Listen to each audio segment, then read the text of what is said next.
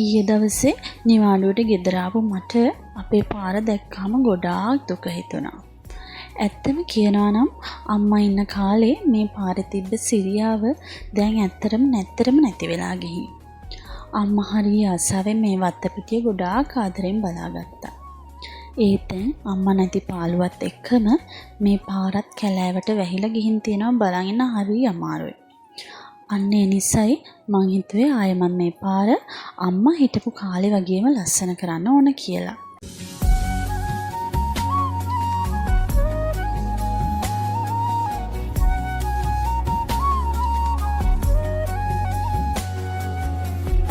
මම ඉතින් උදේම උදැල්ලත් අරන් එළියට බහිනකොටම අපේ චූටි පණ්ඩිත ෂෙමී බබත් අද මාත් එක්ක උදේම එලි කරන්න ආවා.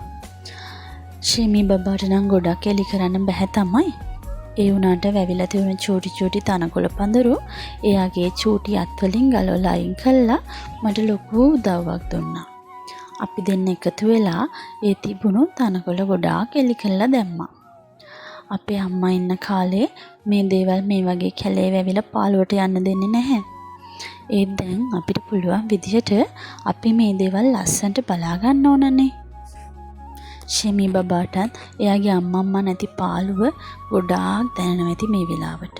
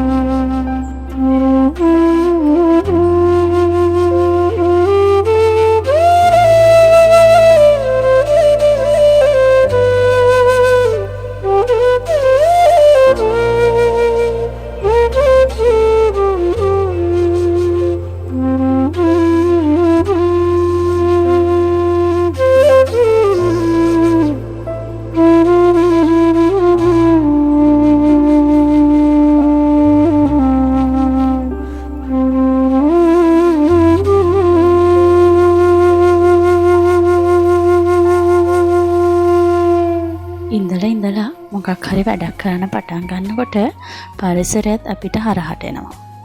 වැඩේ වේගෙන් කරගෙන යද්දී එකපාරටම තද වැස්සක් පටන් ගත්තා. වැස්ස නිසා පාර එලි කරන එක අපිට මගින් නතර කරන්න වුණා. මම ඉතින් ෂෙමී බබත් එක්ක දුවගෙන ඇවිල්ලා වැස්ස නතර වෙනකම් වැස්ස දිහා බලාගෙන ඉඳියා. හැබැයි මම හිතාගත්තා අද වැස්ස පාහපු ගමන් මේ එලි කරන වැඩේ කොහොම හරි දවස් ඇතුළත ඉවර කරනවා කියලා.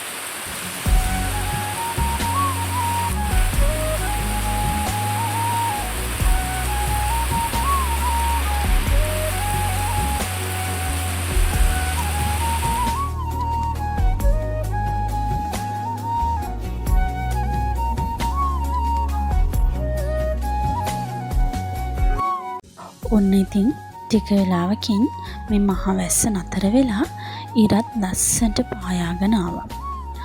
ඉතින් ඒ වෙලාවේ මම කළේ එලි කරපු පාරේ කොන්න රොඩ්රිගත් අයින් කළා මල් ඉන්දන පටන් ගන්න හදපු එක. මුලින්ම මං හිතාගෙන ඉඳියත් කහමල් අතු ටිකක් පාර දෙපැත්තේ ඉඳනවා කියලා අපේ අක්කා කිව්වා කහමල් උඩත් වවලා තියෙන නිසා අපි රතු පාටින් පේන මල් ටිකක් ඉඳමු කියලා. ඇත්තම කියනවා නම් ඒ අදහස අක්කා දාපු වෙලාවේ මට මතක් වුණේ අම්මා අපි නුවරඑළිය පෙරාදෙණිය ට්‍රිප් එක ගිය වෙලාවේ ගෙනාපු මල් පැලයක්. ඒ මල් පැලෙත් කැලෑවට ගිහිල්ලා තියුණේ. ඒ වෙලාවේ මං මේ මල් පැලේ අරගෙන අතු ටික කපලා ලස්සන්ට සමානව අතු ටික කපලා මේ තැන්වල ඉඳන්න පටන් ගත්තා.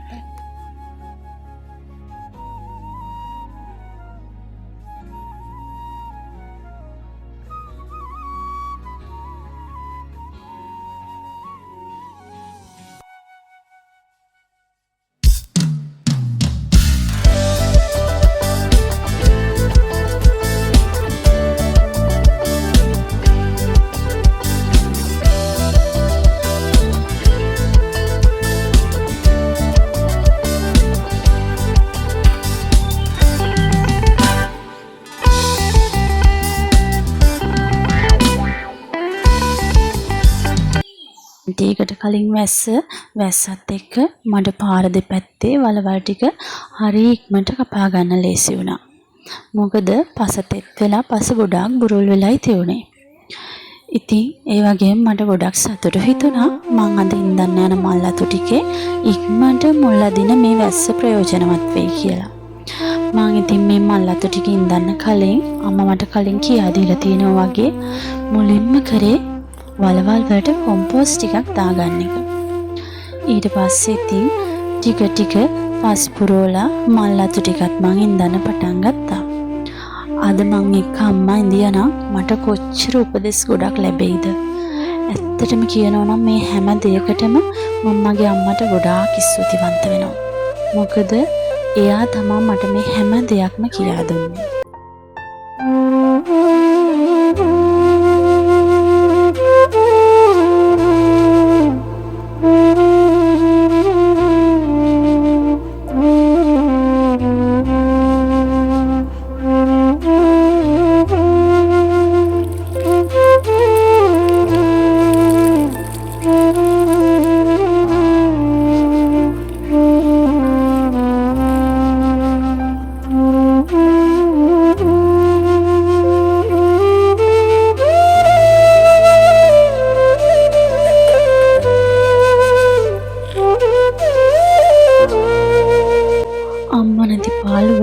වත්ත පුරාම තිබුණත් අද මම මේ කරපු වැඩෙන් ආයෙමත් අපේ වත්තට පොඩි සිරියාවන්ත ගතියක් ආව කියලා මට හිතෙනවා.